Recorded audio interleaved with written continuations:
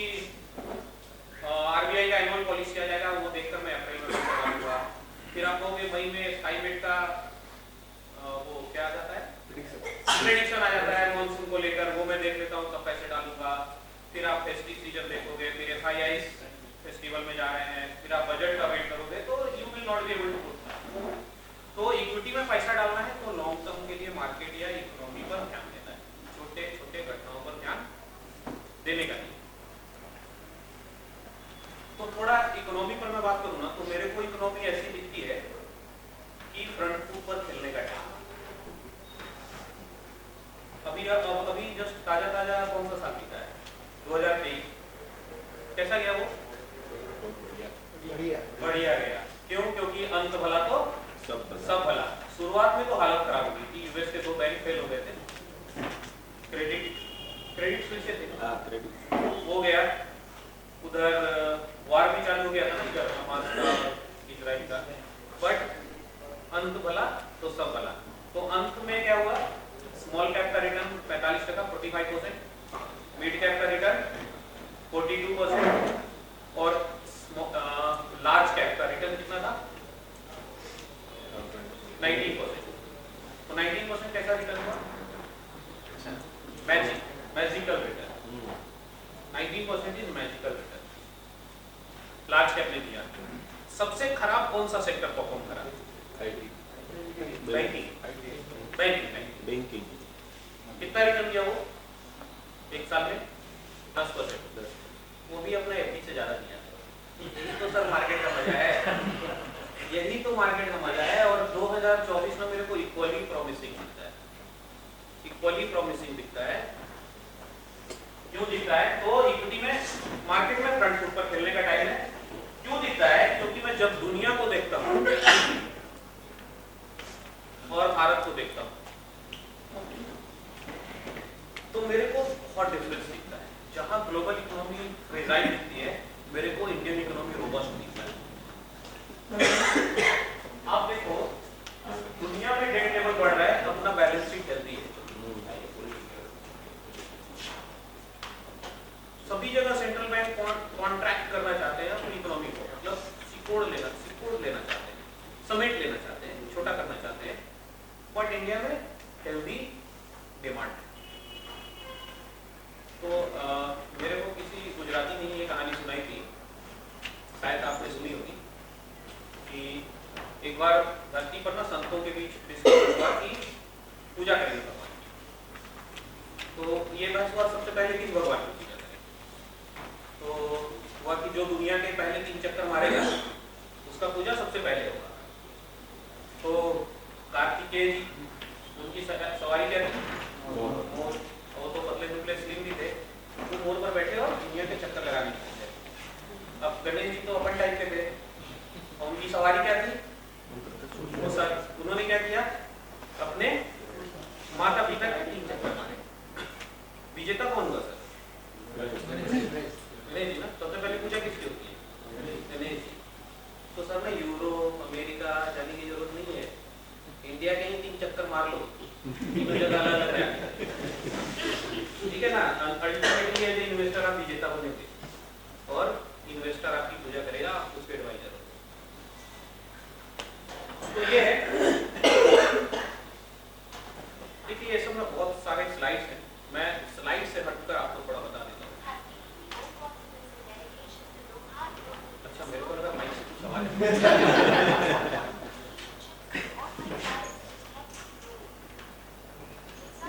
Sir India के ऊपर अपन बहुत पॉजिटिव है, इतना कुछ बता रहे हैं। तो इंडिया में अगर पैसा डालना है तो मेरे को क्या देखना है, इंडिया एज ए बिजनेस कैसा कर रहा है। अच्छा, मेरा बात जो है ना वो एकदम पॉलिटिकल चश्मा उतार कर ही सुनने का है, ठीक है ना। तो किसी भी बात से लगे ना, मेरे को सुरक्षित वापस लौटना इधर से, तो वो हटाकर सुनने का है। तो इंडिया का बिजनेस हाउस कैसा कर रहा है, तो ये मेरे को देखना है। तो मैं देखूंगा जीएसटी कलेक्शन मंथ बढ़ रहा है या नहीं। आप बताओ, बढ़ रहा है कि नहीं बढ़ रहा है? एडवांस टैक्स कलेक्शन पिछले साल से 20% बढ़कर आया या नहीं? बिजली की डिमांड बढ़ रही है, घट रही है? बढ़ रही है। नंबर ऑफ 4 व्हीलर ज्यादा रजिस्टर हो रहे हैं, आरटीओ में कम हो रहे हैं। ज्यादा से ज्यादा लोग हवाई जहाज से ट्रेवल कर रहे हैं, प्री कोविड लेवल से बीट कर रहे हैं। फैक्ट्रियों की कैपेसिटी यूटिलाइजेशन बढ़ गई है। तो कोई ये ई-वे बिल्स जो टोल पर चार्ज होता है, वो number of e-way bill generation ज़्यादा हो गया, इंडिया का एक्सपोर्ट बढ़ गया है, इंपोर्ट कंट्रोलेबल हो गया है। तो कुछ भी मैं नंबर देखता हूँ तो मेरे को क्या दिखता है कि India as a business is doing good. अब ये बिजनेस अच्छा चल रहा है तो इस पर दाव लगा दो। ठीक है, आप तो समझते हो इस बात को। मैं ये पॉइंटर्स क्यों, टॉकिंग पॉइंट्स आपको क्यों दे रहा हूँ? Because you should talk to your investor. मैं एएमसी में काम करता हूँ तो मेरा सबसे पहला धर्म क्या है पता है? कि मेरा कोई भी डिस्ट्रीब्यूटर मेरे से ज्यादा स्मार्ट नहीं होना चाहिए। तो वैसे आपका धर्म है कि आपका कोई भी इन्वेस्टर ना आपसे ज्यादा स्मार्ट ना हो। You should know that what you have to talk to your clients. और आजकल तो टीवी है, पेपर है, कुछ आएगा, इन्वेस्टर उठाकर पूछेगा, तो you should know the basic answer. You not to be expert, but आपको बेसिक आंसर पता होना चाहिए। तो India as a business is doing very good. अच्छा, किसी भी इकोनॉमी के दो ड्राइवर होते हैं। पहला ड्राइवर होता है गवर्नमेंट एक्सपेंडिचर और दूसरा ड्राइवर क्या होता है? कंजम्पशन। ठीक है, वो प्राइवेट एक्सपेंडिचर भी है, बट मेजर दो ड्राइवर, बाकी सिर्फ खलासी है। तो गवर्नमेंट स्पेंडिंग आपको दिखती है कि वो हो रही है, वो तो एपेक्स अल्टीमा लगाओ, क्योंकि इंडिया तो रोज बनेगा और रोज धूल उड़ेगी। तो इंडिया रोज बन रहा है, रोज धूल उड़ रही है। वो मेरे को आसपास में कहीं भी जाता हूँ तो मेरे को दिखता है। वो चाहे मैं कोलकाता से बर्धमान जाऊँ, चाहे राजकोट से जामनगर जाऊँ, वो मेरे को दिखता है। तो गवर्नमेंट ने 22-23 में कैपेक्स अनाउंस किया 7.29 लाख करोड़। उसके बाद अनाउंस किया कितना? 10 लाख करोड़। और अभी इंटरिम बजट में क्या किया? 11 लाख 11। तो गवर्नमेंट कैपेक्स बढ़ा रही है, गवर्नमेंट रेवेन्यू एक्सपेंडिचर भी बढ़ा रही है, उससे भी इकोनॉमी चलेगी। कुछ दिन अच्छी इकोनॉमी चलेगी, बिकॉज लोगों की सैलरी बढ़ा देगी तो लेकर अपन बाजार में जाएंगे, खरीदारी करेंगे, पैसा खर्चा करेंगे, तो कुछ दिन वो मार्केट को चलाएगा। बट मैं जब कैपिटल एक्सपेंडिचर करूंगा तो मैं अगले 30 साल के ग्रोथ की स्टोरी लिख दे रहा हूँ। बिकॉज मैं रोड बनाऊंगा, मैं ब्रिजेस बनाऊंगा, मैं पोर्ट्स बनाऊंगा, वो सब 20-30 साल। तो India multi year growth trajectory में है, एंड वो कैपेक्स के थ्रू गवर्नमेंट ने इंश्योर कर दिया, क्योंकि गवर्नमेंट एक्सपेंडिचर मेरे को दिख रहा है वो इंटैक्ट है। अब दूसरा ड्राइवर क्या है? कंजम्पशन। भारत की आबादी कितनी है? 140। उसमें 90 करोड़ लोग कौन है? 35 से कम। भारत की पूरी आबादी का मीडियन एज कितना है? 28 साल। अब ये भारत का आबादी का 28 साल एज है, इसका दो मतलब है। एक तो वो मेरे लिए वर्किंग है, मतलब काम करेगा, कमा कर लाएगा, तो चलो। और वो 28 साल का है तो 30 साल कमाएगा, पुराना रिटायरमेंट एज जोड़ लेते हैं 58, तो अभी वो 30 साल कमाएगा। और दूसरा क्या करेगा? वो कंजम्पशन। और कंजम्पशन तो यंग लोग ही करते हैं ना। जो लोग यंग है वो समझ रहे होंगे, और जिनके बच्चे यंग हैं वो भी समझ रहे हैं कि मेरा बेटा तो ना तो मेरे से सस्ता जूता पहनता है, ना कपड़ा पहनता है, ना मेरे से छोटा मोबाइल है। तो कंजम्पशन भी अपनी जगह पर प्लेस है। तो that way economy is very good. ये कुछ डेटा है, देखिए। अब स्लाइड सामने आ जाता है तो बिना बोले रहा नहीं जाता। मैं सोचा था इग्नोर कर दूंगा। बैंकिंग को प्रॉक्सी इकोनॉमी सेक्टर बोलते हैं। मान लो मार्केट को समझना हो, अभी साहब ने बताया था ना कि निफ्टी 50 इकोनॉमिक इंडिकेटर, इकोनॉमी किधर जा रही है वो निफ्टी 50 बताता है। वो आपको गाड़ी में टिकट देते हो, लेफ्ट मुड़ना है, राइट मुड़ना है, तो वो निफ्टी भी वही बता देता है कि किधर इकोनॉमी मुड़ रही है। तो इकोनॉमी में को देखने का एक और तरीका है बैंकिंग सेक्टर। पिछले 30 साल में लोएस्ट एनपीए लेवल है बैंक का, तो बैंक हेल्दी है। क्रेडिट ऑफटेक 15% से ज्यादा है, वो भी अच्छा है।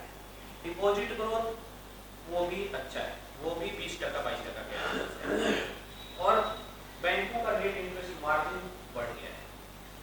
तो अगर प्रॉक्सी इकोनॉमिक सेक्टर को देखना है, आपको अपने इन्वेस्टर को सिंपल समझाना है इकोनॉमी कैसी कर रही है, तो आप केवल बैंकिंग सेक्टर से समझा सकते हो कि हाउ इकोनॉमी खून है ना सर, ये खून हेल्दी होगा ना, शरीर हेल्दी रहेगा। तो ये कंजम्पशन का है,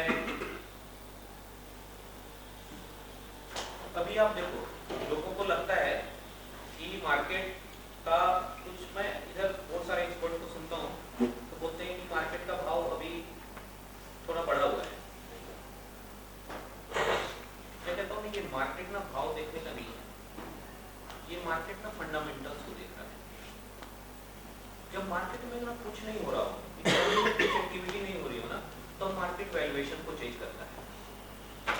लेकिन जब इतनी चीजें हो रही है, कैपेक्स है, कंजम्पशन है, गाड़ियां बिक रही हैं, टैक्स कलेक्शन बढ़कर आ रहा है, तो मार्केट फिर फंडामेंटल्स को चेंज करेगा।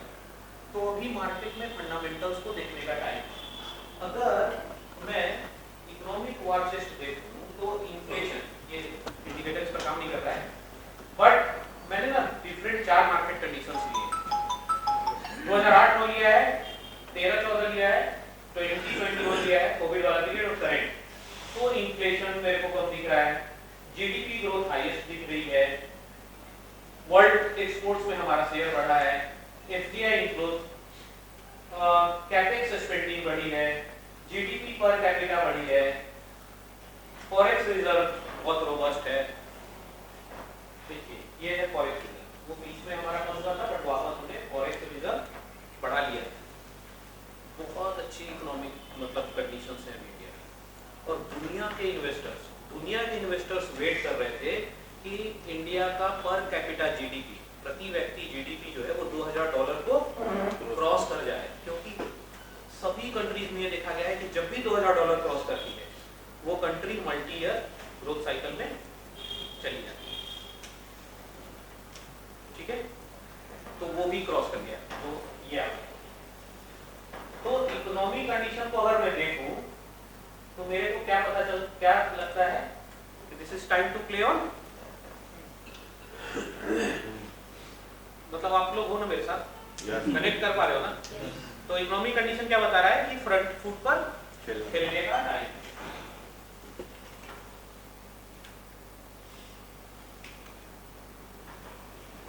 फ्रंट फुट पर खेलने का टाइम इसलिए भी है बिकॉज मैं जितना भी बता दूं कि पॉपुलेशन ये है, ये सारी चीजें हैं, इकोनॉमी ऐसी चल रही है, ग्लोबल इकोनॉमी, लेकिन मैं बोल रहा हूं कि 30 साल की ग्रोथ ट्रैजेक्टरी सेट है, वो कैसे इंश्योर होगी? वो इंश्योर होगी सही पॉलिसी से। मतलब पॉलिसी गवर्नमेंट की सही होनी चाहिए, तभी वो इंश्योर कर पाएगी। पॉलिसी पैरालिसिस नहीं होनी चाहिए। तो ये ना कुछ रिफॉर्म्स हैं जो पास्ट में अभी इंडिया में हुए हैं, ये सुनने में छोटे मोटे हैं लेकिन ये बहुत बड़े रिफॉर्म्स हैं, बहुत बड़े रिफॉर्म्स हैं, इंडिया का गेम चेंजिंग रिफॉर्म है। सबसे पहले प्रोडक्शन लिंक इंसेंटिव। इंडिया का मोबाइल मैन्युफैक्चरिंग में 2 साल पहले रैंक था 12, अभी क्या रैंक है? Second. This is a huge jump, this is the result of PLI। पूरी दुनिया में टीवी पैनल बनाने की सबसे बड़ी फैक्ट्री कहाँ है? नोएडा। पूरे ग्लोबल सप्लाई है वहां से। हुंडई कहाँ की कंपनी है?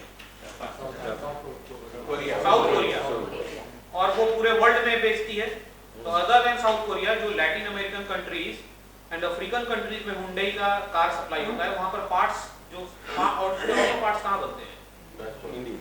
राजकोट, इंडिया ना। मजा आ गया, यू नो इट। ये PLI का फायदा है, और 18 इंडस्ट्री को PLI मिला है। टेक्सटाइल है, केमिकल है, फार्मास्यूटिकल ड्रग्स है, इलेक्ट्रॉनिक्स है, हाई ग्रोथ इंडस्ट्रीज में आगे चलकर हाइड्रोजन, लिथियम आयन बैटरीज, वो चिप लगता है ना कार में, क्या बोलते हैं उसको? माइक्रो, तो वो है। तो वो बहुत बड़ा गेम चेंज है PLI। अभी ना चाइना के सामने हम कुछ नहीं है, यही टाइम है सर मैन्युफैक्चरिंग में दाव लगा देने का। शुरुआत में पकड़ो। तो PLI बहुत बड़ा गेम चेंजिंग है। Insolvency and bankruptcy code. पहले क्या होता था, एक कंपनी ने आपसे पैसा लिया, आपने पॉपुलर नाम देखकर पैसा डाल दिया, पता चला कि वो जो प्रमोटर है वो अपनी प्रिंसिपल कंपनी से उसको अटैच नहीं रखे हुए। जैसे नीरज कुमार एंड सन्स दुनिया की बहुत बड़ी कंपनी है, बहुत बड़ी कंपनी है, and Neeraj Kumar financial system private limited एक कंपनी आया, तो आपने देखा कि नीरज कुमार की कंपनी है, वो तो बहुत बड़ा नाम है, उसमें पैसा दे दिया आपने ट्रस्ट पर, और पता चला कि प्रिंसिपल कंपनी से उसकी लायबिलिटी अटैच नहीं थी। तो आगे चलकर उसने जाकर कंपनी लॉ बोर्ड में अपने आप को इंसॉल्वेंट घोषित कर दिया। कंपनी लॉ बोर्ड में केस चला गया, 20 साल से केस चल रहा है, पैसा मिलने का नहीं। इंसॉल्वेंसी एंड बैंकरप्सी कोड से क्या होगा कि जितने भी क्रेडिटर्स होंगे उनकी वोटिंग्स ली जाती है। अगर वो एक्सटेंशन नहीं देते हैं तो उसकी प्रिंसिपल कंपनी उसकी पर्सनल प्रॉपर्टी को अटैच कर कर पैसा रिकवर कर कर इन्वेस्टर्स को वापस ला देते हैं। तो इट्स अ बिग चेंज और स्मॉल चेंज, क्योंकि ना सर पिछले 3 सालों में इस एक्ट के कारण 2.5 लाख करोड़ रुपए इकोनॉमी में वापस आ गए। 2.5 लाख करोड़ सर। अभी ये इसमें जीरो गिनने में 6 महीना लगेगा, तो तब मैं राजकोट आऊंगा नेक्स्ट टाइम तो बताना कितने जीरो होते हैं। Then come GST, corporate tax reforms, जिसके कारण हमने वर्ल्ड की कंपनी से पेरिटी ला दी। Then come real estate, RERA. पहले रियल एस्टेट बहुत बढ़ रहे थे, बिक भी जा रहे थे, लेकिन वो भूत बंगला ही बन रहा था, बिकॉज उसको ऑक्यूपाई नहीं करते थे, जाकर रहते नहीं थे। वो खत्म हुआ सर। अब रियल एस्टेट में रेरा आने के बाद क्या हुआ, रियल कंज्यूमर बाई कर रहे हैं। अब वो पेमेंट भी सारा वो व्हाइट ब्लैक कुछ होता है ना, तो व्हाइट होने लगा। तो that is also big reforms.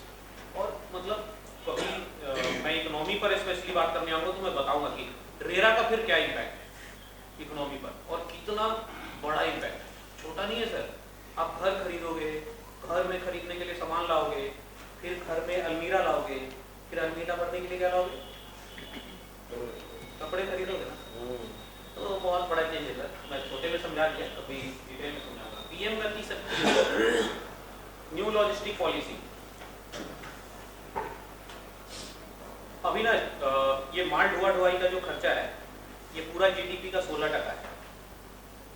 अभी जो करंट गवर्नमेंट है वो क्या चाहती है, इसको घटाकर 10% से नीचे ले आए, उसके लिए लाया गया है।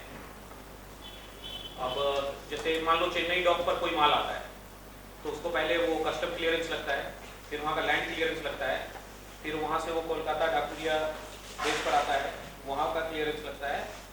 देन उसको तो 15-16 दिन लगता है कोई माल अगर आया तो।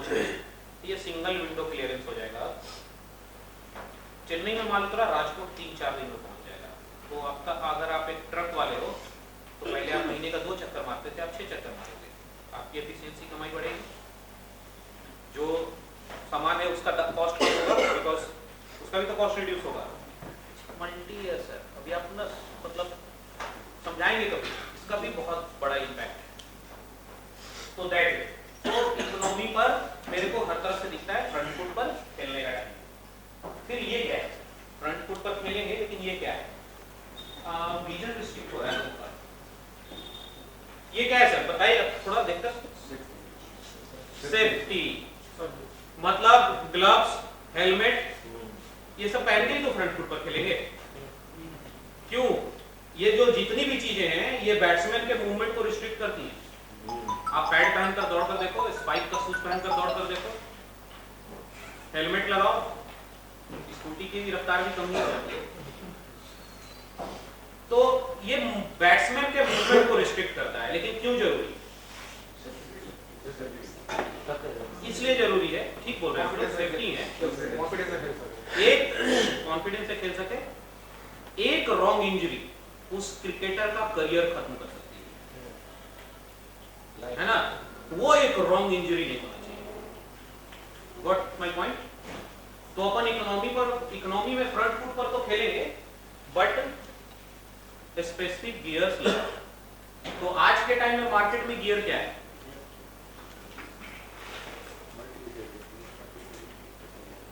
Asset allocation and large cap orientation. ठीक है, अभी कनक सर बता रहे थे एसेट एलोकेशन के बारे में। मैं थोड़ा अपने तरीके से थोड़ा समझ, ज्यादा समय नहीं लूंगा, अभी तो है अपने पास। ये किस चीज की लाइन है, फिक्स्ड इनकम की है। आप लोग को दिख रहा है पीछे से, फिक्स्ड इनकम की लाइन है। तो ये इन्वेस्टर ने एफडी में पैसा डाला और उसका पैसा वैसे बढ़ जाएगा, शांति से बढ़ जाएगा। डिस्टर्बेंस कौन लाएगा उसकी लाइफ में, आप लोग। क्योंकि आप जाकर बोलोगे कि मेरे पास एक ऐसा प्रोडक्ट है जो देता है एफडी से ज्यादा। अब इन्वेस्टर के हाथ में तो डॉलर दौड़ जाएंगे और वो खट से अपने मन में ये वाली लाइन खींच लेगा। यही होता है। लेकिन आपने ना लाइन ये वाली बताई थी, लाइन तो ये वाली होती है ना, और इन्वेस्टर को सबसे ज्यादा पैसा कहाँ चाहिए होता है? नीचे। उसको जमीन लेना होता है, उसके घर में किसी की शादी ठीक हो गई होती है, उसके भाई को जरूरत है, उसके साधु ने उससे पैसे मांगे हैं, भाई को तो मना भी कर सकता है, साधु को तो मना कर भी नहीं पाएगा, शांति से जीना है उसको, तो उससे ज्यादा पैसा बनी। अब क्या है, अब वो पैसा आप रोक लेते हो। ऐसा नहीं है कि वायर निकालने तो अरे सर अभी आप मत निकालो, अभी मार्केट ऐसा चल रहा है, मार्केट का अच्छा टाइम आएगा, पैसा आपका बढ़ जाएगा, भूल के भी मत निकालो, मार्केट ने लिया है तो मार्केट ही लौटाएगा। आप उसको तमाम ज्ञान देकर रोक लेते हैं, और वो रुक जाता है, और जैसे ही लाइन पर उसका पैसा आता है वो निकाल लेता है, और फिर बोलता है कि पापा ने सही बोला था बचपन में कि ये सब जुआ है, सट्टा है ना। सर मैं क्या बोलता हूं, अगर एक लाइन ऐसी हो, मार्केट की वॉलेटिलिटी को इग्नोर नहीं कर सकते, बट एक लाइन ऐसी हो जिसमें वॉलेटिलिटी थोड़ी कंट्रोल हो जाए और वो हमेशा आपको कंफर्ट लेवल से ऊपर रखे, तो कैसा रहेगा? कैसा रहेगा? वॉलेटिलिटी कम हो जाए और कंफर्ट लेवल से ऊपर रखे और अल्टीमेटली मार्केट से ज्यादा रिटर्न भी दे जाए, तो कैसा रहेगा? ये सर, ये कौन से कलर की लाइन दिख रही है पीछे से? रेड। तो ये रेड वाली जो लाइन है ना, यही एसेट एलोकेशन की लाइन है। ये अपन लोग एसेट एलोकेशन पढ़ रहे थे, ये जो रेड वाली लाइन है एसेट एलोकेशन की लाइन। आपने सब एलोकेशन एसेट एलोकेशन करा था, तो मैं क्या देख रहा था कि पैसा ऑलमोस्ट बराबर है, 76 लाख 78 लाख उसी रेंज में, क्योंकि सबने एसेट एलोकेशन को फॉलो किया था, सबने 100% इक्विटी ले लिया था। तो ये जो रेड कलर की लाइन है ना, ये एसेट एलोकेशन की लाइन है, कंफर्ट लेवल से ऊपर विद कंट्रोल्ड वॉलेटिलिटी। ये ना सर थ्योरी है, ये तो थ्योरी है, सुनने में अच्छा लग रहा है। क्या आईसीआईसीआई ने ऐसा रियल में किया है? आप मानते हो? बहुत अच्छी बात है। आईसीआईसीआई प्रूडेंशियल म्यूचुअल फंड ने एसेट एलोकेशन का जो थ्योरी और रियलिटी के बीच में जो गैप होता है ना, उसको स्टिच करने का काम किया है, इसीलिए पैसा अपने को मिला। ये ग्रीन वाली लाइन आप देख रहे हो, ये ना मल्टी एसेट फंड की लाइन। ये जो ऑरेंज वाली लाइन देख रहे हो आप, ये बैलेंस एडवांटेज फंड की लाइन है, और ये ब्लू वाली जो लाइन है ये एसेट एलोकेटर फंड की लाइन है। और ये जो नीचे में ये दो लाइन दौड़ रही है, ये सेंसेक्स और निफ्टी की लाइन है। 100 रुपया डाला एक साथ, आप देखो मार्केट कैसे मूव किया। और देखो ये asset allocator multi asset fund, मैं एक फंड का नाम उठा लेता हूं सर, एक्सप्लेन करने में आसान रहेगा। मल्टी एसेट फंड में भी ऊपर गिरावट नीचे आई, बट उसने देखिए आपको हमेशा कंफर्ट लेवल से ऊपर रखा और अल्टीमेटली मार्केट से ज्यादा ही रिटर्न देकर गया। ये है पावर एसेट एलोकेशन। क्या है ना, हम सब इंसान हैं, लालच और भय, मतलब ग्रीड एंड फियर, गुजराती में लालच और भय चलता है ना, तो लालच और भय उससे परे तो हो नहीं सकते, बस उसको मैनेज कर देगा आपका एसेट एलोकेशन। एसेट एलोकेशन काम कैसे करता है सर? मैं थोड़ा सा एक्सप्लेन कर देता हूँ। You all know it, but बहुत से नए लोग होंगे और एक डिफरेंट पर्सपेक्टिव समझाने का। 100 रुपया डाला, 100% बढ़ गया, तो कितना हो जाएगा? 200। और 50% गिर गया तो कितना हो गया? 100 रुपया। और ऐसे में तो सिद्धार्थ आकर बोलेगा कि सर मेरे फंड का एवरेज रिटर्न 25% है, तो बोल सकता है ना 100% एक साल में रिटर्न, दूसरे साल -50, 2 से डिवाइड किया 25%, तो गलत बोला नहीं, लेकिन रिटर्न मेरा कितना आया? 25% एवरेज रिटर्न पर। तो इन्वेस्टमेंट में एवरेज रिटर्न का कंसेप्ट नहीं चलता है। इससे मैंने क्या सीखा? एवरेज रिटर्न का कंसेप्ट नहीं चलता है, इसलिए भी एसेट एलोकेशन है। ये सर वैसे ही है जैसे यहाँ पर आजी डैम है, उसके किनारे एक बोर्ड लगा है कि इस नदी की एवरेज डेप्थ 4 फीट है और मेरी हाइट है 5 फीट 8 इंच, तो मैं क्या सोचूंगा कि मैं पैदल चल के पार करूंगा। तो कैविएट मैंने क्या मिस किया? है ना सर। कैविएट स्टेट्समैन में नीचे पहले आता था, अभी पता नहीं आता है नहीं आता है, एक सेक्शन आता था कैविएट। कैविएट इसमें क्या है, कैविएट मैंने क्या मिस किया कि वो कहीं 2 फीट है कहीं 10 फीट है, तो मेरा डूबना तय है सर। तो एवरेज रिटर्न का कंसेप्ट मान कर पैसा लगाया ना तो डूबना तय। फिर मार्केट 100% बढ़ा तो 200 रुपया हो गया। एसेट एलोकेशन कैसे काम करेगा, मार्केट 100% बढ़ा तो वो 80% बढ़ेगा, क्योंकि वो 100% इक्विटी नहीं है। और यहीं पर तो इन्वेस्टर को तकलीफ हो जाती है ना, इन्वेस्टर को यहीं पर तकलीफ हो जाती है। क्या तकलीफ हो जाती है कि आपने उसको 5 फंड दिया, उसमें एक एसेट एलोकेशन दिया, तो वो बोलता है कि सुदीप भाई 4 फंड तो आपने अच्छा दिया, 6.5, एक जो है वो गड़बड़ है, तो उसको थोड़ा रुकना है। अब क्या है, जब मार्केट बढ़ गई तो एसेट एलोकेशन इक्विटी घटा देगा बढ़ा देगा, घटा देगा। तो मार्केट 50% गिरा तो 25% गिरेगा। आपका पैसा कितना इन्वेस्ट होगा, कंफर्ट लेवल से ऊपर है। एंड देन फिर 100% मार्केट बढ़ा तो 80% बढ़ेगा, तो आपका पैसा 243, तो कंफर्ट बनाए रखा और 243 रुपए बना, मतलब मार्केट से अल्टीमेटली ज्यादा बना। ये तो थियरी है, क्या रियलिटी में ऐसा हुआ है, ये नेक्स्ट स्लाइड में देखिए सर। यहां पर ना मैं मार्केट का डिफरेंट टाइम पीरियड लिया, डिफरेंट टाइम पीरियड मैंने लिया है। अब आप ना देखना and you can challenge me on this data. वहां पर देखो डेट मेंशन है, मार्केट का लेवल मेंशन है, और यहां पर मैथ के लिए भी मेंशन है, यहां पर एफ और वैप भी है। ये स्लाइड आप मेरी टीम से ले सकते हो, अगर किसी ने दिखाना है तो आप मान सकते हो। ये सिद्धार्थ सिस्टम से चल रहा है, तो बहाने भी नहीं बना पाएगा कि वो तो अपना लैपटॉप ले गए। तो देखो वो मार्केट था जब 10% मार्केट गिरा, देन मार्केट 10% गिरा, मैथ कितना गिरा, 3% बढ़ गया, कंफर्ट लेवल से ऊपर है। अब आया राइजिंग मार्केट सिनेरियो, मार्केट बढ़ा 19%, दिख रहा है आपको, और मैथ कितना बढ़ा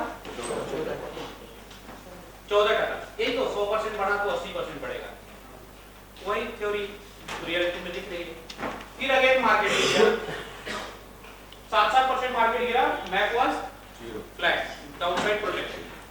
अगेन राइजिंग मार्केट आया, 10% 8% मार्केट बढ़ा, मैथ कितना बढ़ गया 14%, गोल्ड चल गया था उस पीरियड में। तो आप सबने 5-10% तो डाला था ना गोल्ड में, वो मैथ में कर लिया। देन आ गया रेंज बाउंड मार्केट। सर आप लोग तो 15-20 साल से काम कर रहे हो मार्केट में, तो ऐसा फेज बहुत बार आया है कि कमरा बंद है, खिड़कियां भी बंद है और पंखा भी नहीं चल रहा है, बस इतना ऑक्सीजन मिल रहा है कि जी रहे। तो ऐसे मार्केट को बोलते हैं रेंज बाउंड मार्केट, है ना। अब वो रेंज बाउंड मार्केट में ना मार्केटिंग, सेल्स, रिडम्पशन सब कुछ। तो रेंज बाउंड मार्केट में मार्केट का 1% निफ्टी गिरा, सेंसेक्स 1% बढ़ा, बट मैथ कितना बढ़ा 10%। अच्छा अब मार्केट का चढ़ता मार्केट, गिरता मार्केट, रेंज बाउंड मार्केट सब मिला दें तो फुल मार्केट साइकिल हो जाएगा। फुल मार्केट साइकिल में निफ्टी का रिटर्न आया 8%, सेंसेक्स का कितना आया 8%, और बैक का मैथ कितना आया 34%। तो सर हमने जो थ्योरी और रियलिटी है वो गैप को स्टिच कर दिया ना, इसलिए एसेट एलोकेशन में पैसा डालेंगे, और एसेट एलोकेशन को यूज करना ईवीएम बढ़ाने के लिए। This is not just a product category कि हमको इन्वेस्टर के पोर्टफोलियो में डालना है, मेरे को ईवीएम अपना 500-1000 करोड़ करना है, तो एसेट एलोकेशन को फॉलो करना पड़ेगा, तब लोग एफडी जमीन जायदाद का पैसा आपको देंगे, अगर आप सही से उसको समझोगे। मैथ यू ऑल नो 10% से 80% इक्विटी का रेंज है, मतलब अगर मार्केट बहुत महंगा हो गया, साइकिल भी खत्म हो गया, तो 10% इक्विटी में आ जाएगा, तो इतना प्रोटेक्शन करेगा आपको। ये क्या है सर, इसको देखकर क्या याद आता है? नहीं वो मशीन को क्या बोलते हैं सर? मिक्सर बोलते हैं सर, अपने साइड गीजर है ना। तो ये जो गीजर है ना, आप जो जनवरी में सेटिंग रखते हो वही मई में सेटिंग रखते हो? नहीं, चेंज करते रहते हो ना। और नई जगह जाते हो, होटल वोटल में रुकते हो, तो एक बार जलने से बच भी जाते हो क्योंकि वो पॉइंट नहीं पता है। तो ये ना गीजर फिक्स करने के लफड़े से बचना है ना, तो इधर मल्टी एसेट फंड में पैसा डालने का है। उधर वो जैसा मौसम रहेगा ना वैसा हॉट एंड कोल्ड मिक्स करके देता रहेगा और आप कंफर्ट में रहोगे। अब सर मैं मल्टी एसेट फंड में पैसा लगता था, इक्विटी में लगता है, गोल्ड में लगता है, सिल्वर में लगता है, में लगता है, कॉपर में लगता है, क्रूड में लगता है, एल्यूमिनियम में लगता है, जिंक में लगता है। अब कहाँ डालना है पैसा? अब कहाँ डालना है पैसा? सब कुछ है ना, रिटर्न भी अच्छा, वोलेटिलिटी भी उसमें कंट्रोल, और क्या चाहिए? तो सर ईगो को जीरो कर लेना है और मल्टी एसेट फंड करना है। वो दीपक चोपड़ा बोलता है ना कि success is inversely proportional to ego. अगर ईगो इनफिनाइट होगा तो सक्सेस जीरो हो जाएगा, और अगर ईगो जीरो होगा तो सक्सेस इनफिनाइट हो जाएगा। ये sir point two point return है। तो मैथ का एक साल का रिटर्न कितना है? 35%। थोड़ा बोलिए आप मेरे साथ। 35। और 3 साल का रिटर्न कितना है? 24। और 5 साल का रिटर्न कितना है? 21। 20 एसेट पर तीसरे नंबर पर। लेकिन क्या है ना सर, मेरी बात को समझना, हमको ना, हम लोग ना एमएफडी हैं, तो हम लोग का लाइफ में 2 काम, एक सेल्स और दूसरा सर्विस। उसमें से एक काम आसान होने वाला है, दूसरा कठिन होने वाला है। सेल्स वन टाइम एक्टिविटी है, सर्विस मेनी टाइम एक्टिविटी है। तो सेल्स कठिनाई से कर लो, सर्विस आराम से रहेगी। ये ना 35% 40% रिटर्न देकर लाओगे ना तो सेल्स बड़ी आसानी से हो जाएगा, तो सर्विस मुश्किल हो जाएगी। तो जब एसेट एलोकेशन दे रहे हैं ना, जो बैलेंस एडवांटेज फंड दे रहे हैं, एसेट एलोकेटर फंड दे रहे हैं, तो इन्वेस्टर से क्या बोलने का है? सर इसमें एक्सपेक्टेड है कि एफडी प्लस 2% देगा। एक्सपेक्टेड है, देगा नहीं, गारंटी आप नहीं ले सकते ना।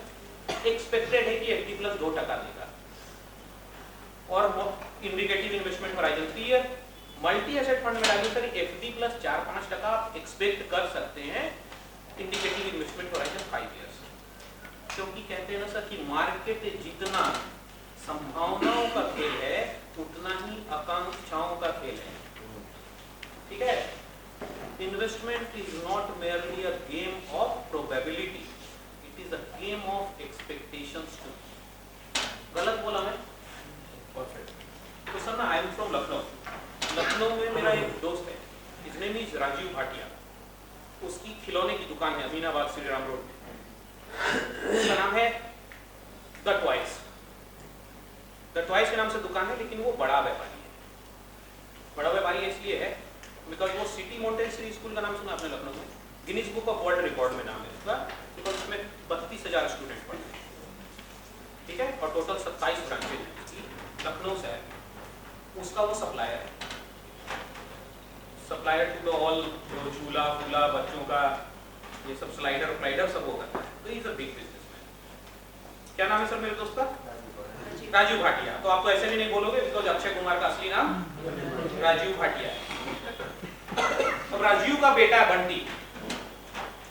किसी का नाम तो बंटी नहीं ना सर यहाँ, मैं उसका बेटे का नाम बता दूं, तो उसका बेटा है बंटी। अब बंटी के पढ़ने में मन लगता नहीं। तो उधर नॉर्थ में क्या कल्चर है सर कि अगर आपके बच्चे नहीं पढ़ते ना, अगर मेरा बच्चा नहीं पढ़ता तो हम सबसे पहले अपने दोस्तों और रिश्तेदारों में फील्डिंग करते हैं, जो कि राजीव ने। उसने क्या कहा मेरे को फोन कर, या मेरे से जब भी मिला तो बोला वो बंटी ने क्या करना है, बंटी ने तो अल्टीमेटली बिजनेस ही संभालनी है। तो बोल दिया उसको कि बेटा तू मौज कर, तू टेंशन क्यों ले रहा है, तेरे बाप ने तेरे लिए इतना खड़ा कर दिया है, तेरे को पढ़ने में क्या करना है, तू बेसिक हिंदी इंग्लिश जान गया है। तो उसने फील्डिंग की है भी, उसने अपने रिश्तेदारों में भी फील्डिंग की। एंड जब भी वो मिलता बंटी से तो क्या बोलता था, बेटा पास हो जाएगा, इज्जत रह जाएगी, तेरी अच्छी फैमिली में शादी हो जाएगी, है ना। बंटी निकला अपना स्मार्ट, जब एग्जाम देकर आया तो टिपिकल पंजाबी कल्चर, ओ पापा अब तो मेरे को हल्के में लेते हो, मेरे को आएंगे 80%, एग्जाम तो वो दीजिए आए, ठीक है। और गलती को आया 55%, बंटी पास हो गया, लेकिन बंटी की जबरदस्त कुटाई हुई जाए। कुटाई आप समझ पा रहे हो? अगर तो कुटाई देखे होगे ना, तो उसकी कुटाई हो गई। क्यों हो गई? वो भाटिया को क्या चाहिए था? He was happy with FD ना, he was happy with FD ना, FD प्लस 2% भी तो भगवान से मांग रहा था। वो बंटी ने ख्वाब दिखा दिया FD प्लस 10%, उसको आया FD प्लस 5%। तो सर ये लाइफ में सीख कर रखना, एक्सपेक्टेशन सही सेट करना। अगर वो बंटी ने ना, बंटी से मैं तो बहुत नाराज था, तो कुटाई हुई ना, ठीक कुटाई, क्योंकि उस लड़के ने ना मेरी पार्टी खा लिया। वो केवल ये बोला होता ना कि बेटा मैं पापा मैं पास हो जाऊंगा, भाटिया ने ना लखनऊ में जबरदस्त पार्टी दी हुई है 55% पर, पता है वो मतलब क्या पार्टी दिया होता, ताज में दिया होता, लेकिन वो 80% वाला ना, तो उसको कम ही लगेगा ना सर। तो आप एक्सपेक्टेशन सेट कर दोगे 30% 25%, तो वो नहीं करना है, अपने को बंटी नहीं बनना है। हमको एसेट एलोकेशन कैटेगरी देना है, बट हमको राइट एक्सपेक्टेशन सेट कर देना है। सर बहुत सुखी रहोगे आप यकीन मानो, इन्वेस्टर ना एफडी के साथ बहुत खुश है, और वो एफडी प्लस 2% के साथ बहुत बहुत ज्यादा खुश होगा। ये हमारा वहम है कि मेरे को 20-25% बचाने में थ्रिल आता है, डोपामाइन रिलीज होता है मेरे माइंड से, एड्रेनलिन रश होता है मेरे बॉडी में, और मैं मजे से कर रहा हूं। तो ये करना सर, तो यहाँ पर जो भी मैं रिटर्न दिखाया हूँ सर, ये केवल इंडिकेशन और समझाने के लिए दिखाया है, ठीक है। तो अपन क्वालिटी पर बेसिक। अब आते हैं दूसरा गियर, मैंने क्या बताया था, लार्ज कैप ओरिएंटेशन। देखिए ये साल ना लार्ज कैप बेहतर है, और रिस्क रिटर्न मैट्रिक्स पर large cap is expected to do better. वो हम लोग क्या होता है ना, रिसेंसी बायस के साथ जीते हैं। जो अभी हो रहा है हमको लगता है कि दुनिया हमेशा ऐसे ही चलेगी। कोविड के टाइम पर सबसे ज्यादा फॉरवर्ड क्या आता था कि पैसा वैसा बेकार है, रिश्तेदारों से टच में रहो, फोन करो, सबसे बना कर रखो, सोसाइटी के लिए कुछ करो, पैसा का मुंह माया नहीं रखना है, सामान का क्या करना है। एक शॉर्ट्स और बनियान में जिंदगी कट रही है आराम से, अपन लोग जींस और सूट के पीछे सब क्या आया था ना। और दुर्गा पूजा, हमारे ईस्ट में ना दुर्गा पूजा होता है, 2021 लॉकडाउन हटा ना, दुर्गा पूजा के टाइम पर मार्केट में लोग ऐसा निकले जैसे बदला लेने निकले सब कुछ भूल गए। तो रिसेंसी बायस में नहीं घुसना है, आपको समझना है कि लार्ज कैप ओरिएंटेशन क्यों रखना है। तो लार्ज कैप ओरिएंटेशन इसलिए रखना है बिकॉज 100% का मार्केट है, तो उसमें 80% लार्ज कैप होता है, अभी 64% हो गया, 64। आप 64 40 में बोलोगे बोल पा रहे हो आप लोग, बोलना मैं इंग्लिश में बोल सकता हूँ, तो 64% हो गया है, तो it will be back to normalization. तो large cap will gain its pie in overall market capitalization, तो लार्ज कैप बढ़ेगा। एफआईआई आएंगे अभी, इंडिया का रेटिंग क्या है मोडीज के पास, ठीक है ना, मतलब कहने का मतलब सिंपल बात में है ना, तो एफआईआई के लिए ना इंडिया स्मॉल कैप है, वो जब स्मॉल कैप में घुसते हैं ना तो लार्ज कैप में घुसते हैं, तो उनका जब आएगा ना पैसा तो पहले लार्ज कैप में आएगा, इसलिए लार्ज कैप ओरिएंटेशन रखना जरूरी है।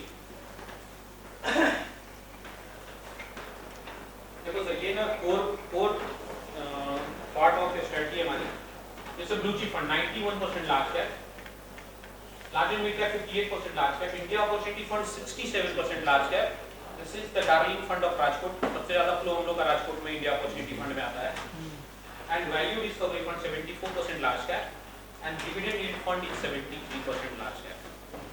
तो इधर का अपना गुजराती मानुसी मैनेज करता है मितुल करवाटिया, डिविडेंड देखा आपने क्या तोड़-फोड़ रिटर्न दे रहा है। तो India opportunity almost sir special situation theme पर एक बना हुआ फ्लेक्सी कैप फंड है, पूरी दुनिया में स्पेशल सिचुएशन फंड बहुत अच्छे रिटर्न देते हैं,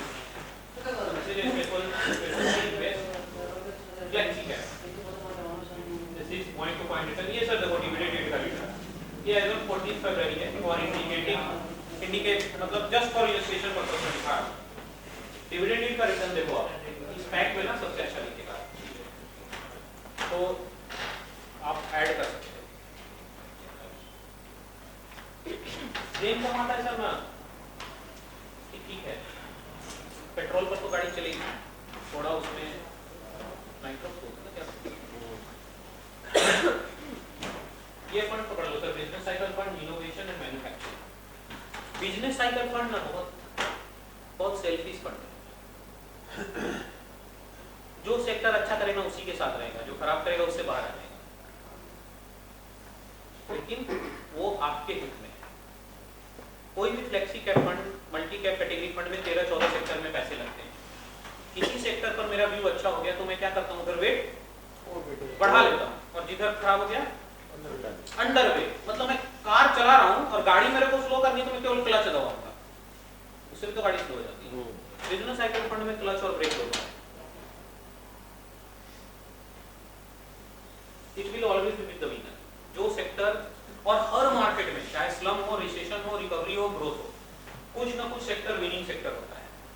तो बिजनेस साइकिल फंड मेरा वैसा है। और लार्ज कैप का कॉल है तो 79% लार्ज कैप भी है। आप लोगों ने एनएफओ किया ही था, आप लोगों का एक्सपीरियंस अच्छा ही हुआ है। 3 साल हुए इस फंड को, अभी थर्ड बर्थडे मनाया ना, ट्रांसपोर्ट मनाया नहीं मनाया वैसे बटन में नहीं सर, वो छठी 12वां सब पैसा कुछ होता है ना, वैसे कुछ टाइम नहीं मिलता। तो बिजनेस साइकिल फंड, इसको अपन बोलते हैं ऑल सीजन इक्विटी फंड। कभी भी आपको सिद्धार्थ को फोन करना है कि कौन से फंड में पैसा डालूं, तो उसका ना लगे ना उठाए तो आप बिजनेस साइकिल में डाल देना, बाकी वो तो फिर जो टारगेट होगा बता देगा। Then come sir innovation fund. तो इनोवेशन फंड मतलब जो कंपनियां अपने प्रोडक्ट में इनोवेशन कर रही हैं, अपने डिस्ट्रीब्यूशन में इनोवेशन कर रही हैं, कुछ भी इनोवेशन कर रही है जिससे उनका एफिशिएंसी बढ़ेगा, बिजनेस का कॉस्ट रिड्यूस होगा, प्रॉफिटेबिलिटी बढ़ेगी, मार्केट शेयर बढ़े, वैसी कंपनी पैसा लगाएगा। तो innovation is not technology fund. मेरे लिए पीडीलाइट इनोवेशन इनोवेटिव कंपनी है, तो वो कंटिन्यूअस इनोवेशन करती है। कहाँ से उसने शुरू किया था और क्या क्या प्रोडक्ट आज नहीं बताता है। आई एम श्योर आप लोग पीडीलाइट का बहुत सारा प्रोडक्ट जानते होंगे, बट मैं गारंटी देता हूँ कि you don't know more than 20% of their products.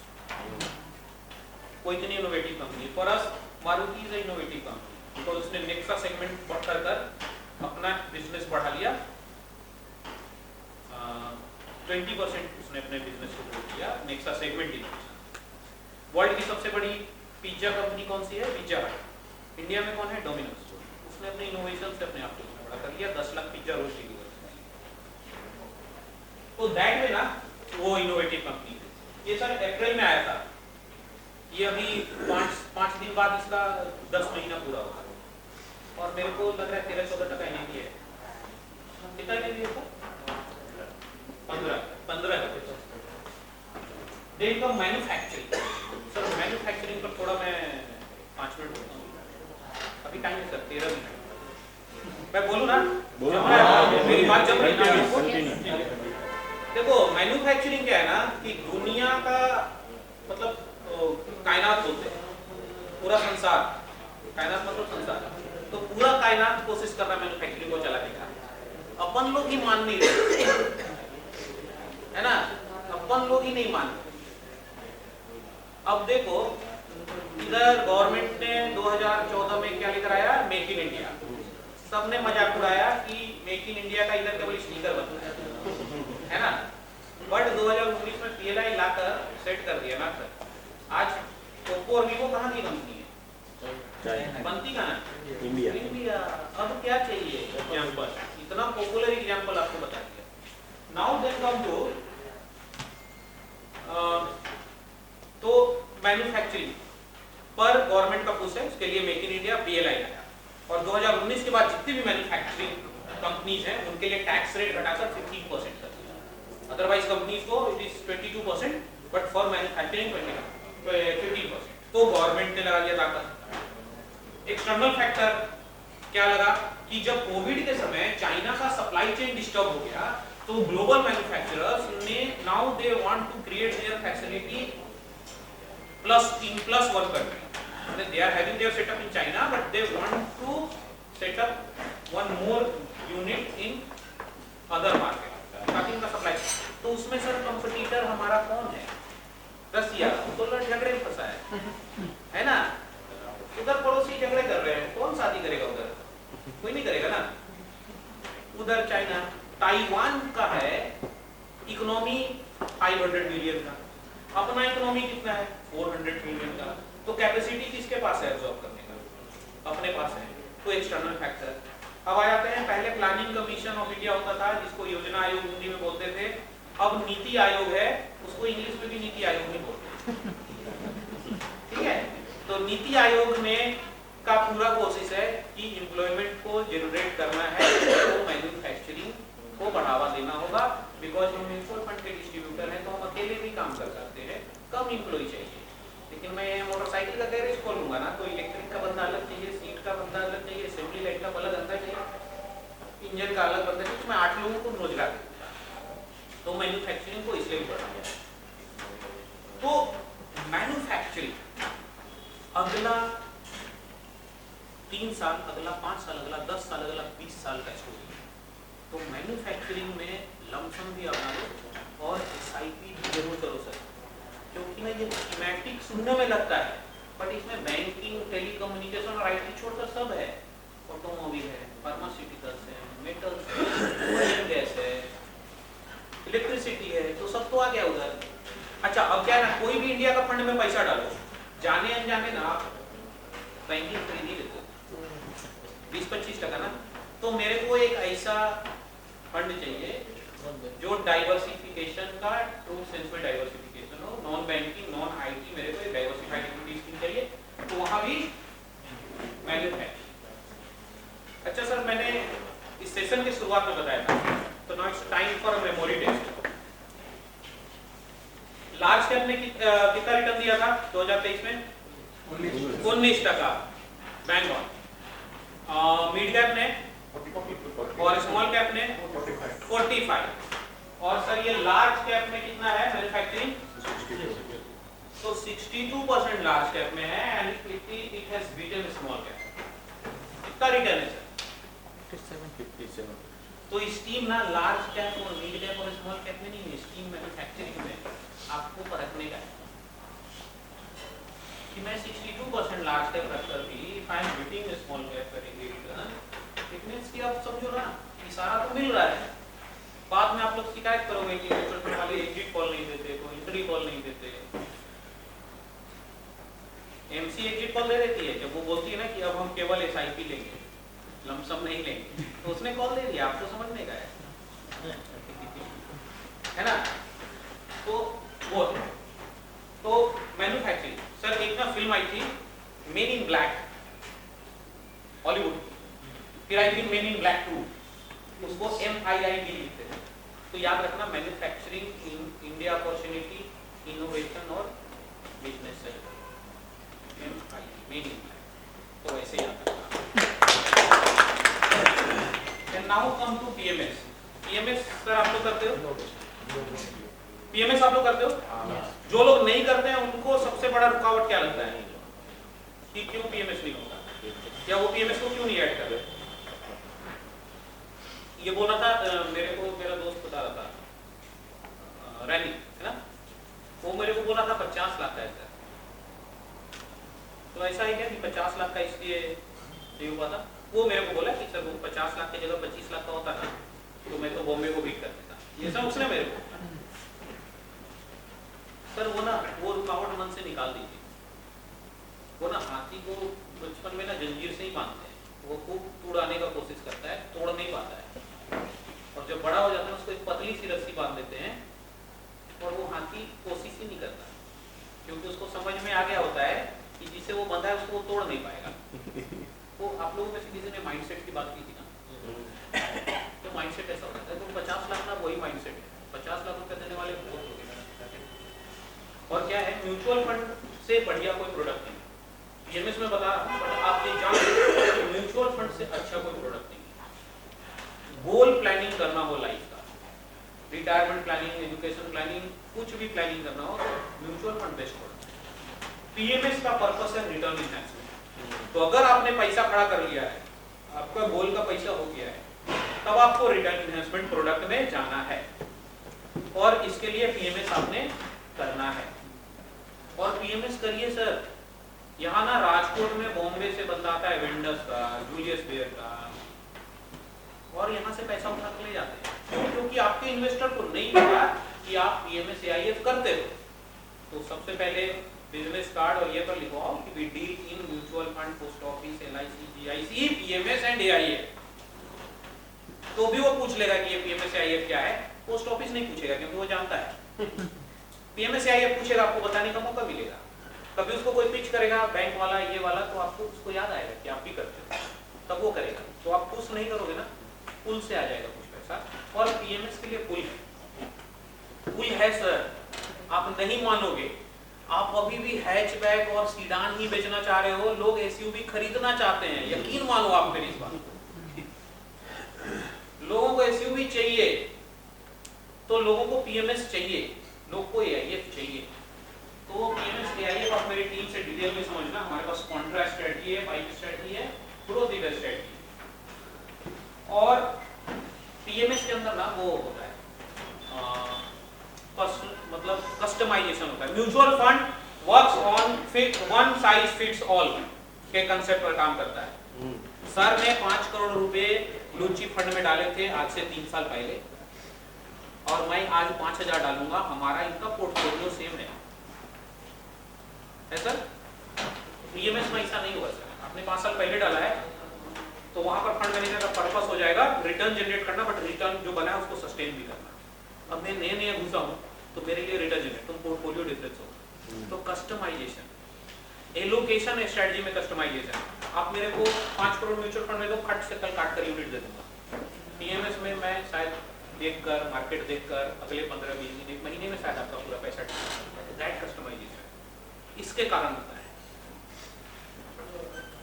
तो चेरी पिक स्टॉक होते हैं। अभी जो हमारे पोर्टफोलियो है, हमने मैन्युफैक्चरिंग का मैं इतना स्टोरी बताया, तो आप देखोगे मैन्युफैक्चरिंग एंड मैन्युफैक्चरिंग एलाइड में अभी हमारा मेजर एलोकेशन है पोर्टफोलियो का। और एक इंपॉर्टेंट चीज बताता हूं, ये देखिए, ये पाइप का पीई है। कितना दिख रहा है पाइप का पीई? 17। पीई का मतलब क्या होता है सर? नहीं, उसका मतलब क्या होता है? पीई मतलब है, इसका क्या मतलब? महंगा। 1 रुपए के अर्निंग के लिए मैं कितना रुपए देना, कितना रुपया देना चाहता हूँ। मतलब वो आपने जो बोला वही, कितना महंगा कितना सस्ता। 1 रुपया कमाने के लिए मेरे को 17 टका डालना पड़ेगा। अच्छा, स्मॉल कैप इंडेक्स में आज के डेट में 1 रुपया कमाने के लिए कितना रुपया डालना पड़ेगा? 24, 25, 35। मार्केट बढ़ गया, ठीक है। और कोई भी एएमसी का म्यूचुअल फंड स्कीम खरीदोगे, उनका एवरेज पीई कितना है? 48 सर। जो स्मॉल कैप कैटेगरी के फंड्स हैं उनका एवरेज पी इज 48, ठीक है। आप चेक कर लेना जस्ट इसके बाद। 48 का पी है सर, और ये पाइप मेरा स्मॉल कैप है। 40 वहाँ 48 रुपया लगाकर 1 रुपया कमाओगे, यहाँ कितना लगाना पड़ेगा? 17। मतलब सस्ता है मार्केट से, 1/3 है लगभग। तो मार्जिन ऑफ सेफ्टी भी है। तो मैं स्मॉल कैप दूंगा इधर, बट वो मार्जिन ऑफ सेफ्टी, और मैं पी कम दे रहा हूँ, इट डजंट मीन कि मैं रिटर्न कम दूंगा। कितना रिटर्न है सर 1 साल का? 5 का 63%। अब आ जाओ, वापस से चलता हूँ। कॉन्ट्रा में कितना है? पी 15 का, 5 में कितना है? 17 का, ग्रोथ लीडर में 20 का। केस स्ट्रेटजी छोड़ देता हूँ, अलग पोर्टफोलियो है। लार्ज कैप का 20 का, वैल्यू स्ट्रेटजी 12 टका का। वैल्यू स्ट्रेटजी भी आप देखो, उसका भी रिटर्न उठा रहा हूँ सबसे लास्ट में। सर ये customization, cherry picking of stock, ये पीएमएस का काम है। और पीएमएस का पर्पस है रिटर्न इन्वेस्टमेंट। आपका कोई भी इन्वेस्टर का 2-2.5 करोड़ 3 करोड़ का ईवीएम हो गया है, तो आप उसको जाकर बोल सकते हो कि 50 लाख रुपया मेरे को रिटर्न इन्वेस्टमेंट प्रोडक्ट में दे सकते। और एक चीज बहुत ध्यान रखिएगा कि 2020 के पहले पीएमएस की दुनिया अलग थी, 2020 के बाद पीएमएस की दुनिया अलग है।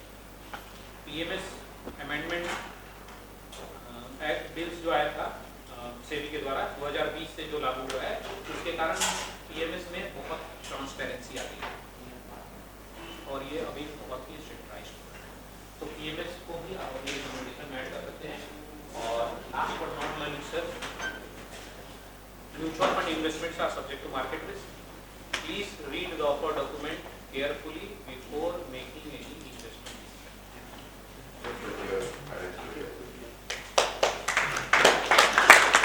तो that was all from my side sir.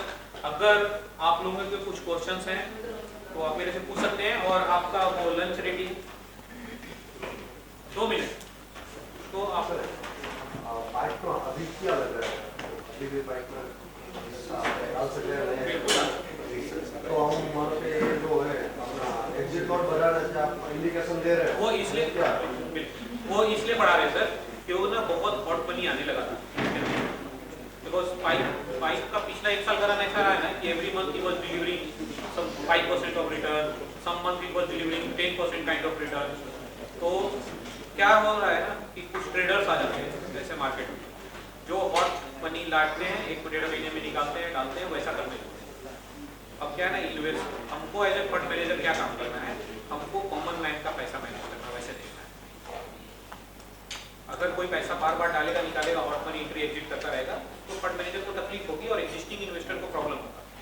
इसके लिए बढ़ाया है कि भाई कोई मच नहीं चाहिए, पाइप में पैसा लेकर आओ, 3 साल का व्यू है तो लेकर आओ, वैसा बोलकर ये मैसेज हम देना चाहते हैं। जैसे हमारे गेम से आप तक हम देंगे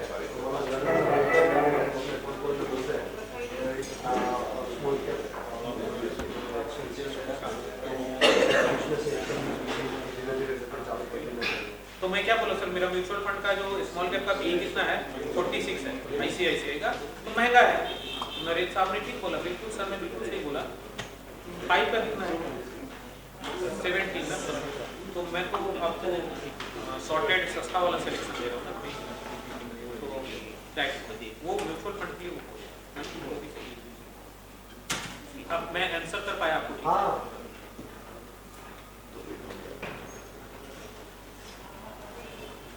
भाई 2 मिनट हो गया। Before we break, there is something I'd like to add. हाँ नहीं, मेरा तो